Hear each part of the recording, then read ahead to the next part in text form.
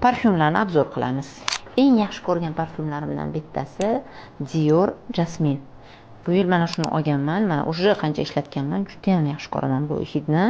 Gulli hidi bo'lganligi uchun. Yana bitta yaxshi ko'rgan atirlardan bittasi Chanel. Bu butiklarda bo'ladi faqat. Buni yana bitta olganman. Bu erkaklar ham ayollar ham ishlatsa bo'ladigan ekan, lekin bu menga uncha yoqmadi.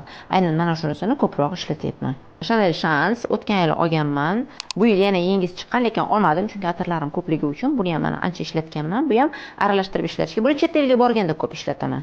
Yumshoq, женственный bo'lgim kelgan paytda Chloe men bu atir ishlataman. Bu ham qizlar shunaqa hidi zo'r, shunaqa yumshoq.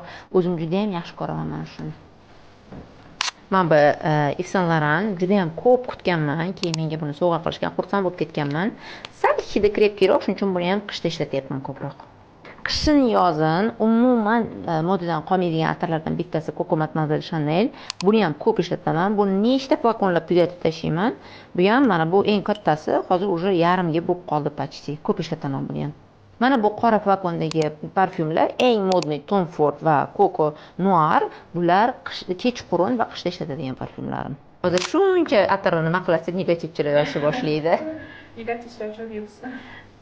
Sizni eng yaxshi ko'rgan parfyumingiz qaysi? Kommentariyada yozib qo'ying. Balki men ham ishlatib ko'rarman olib.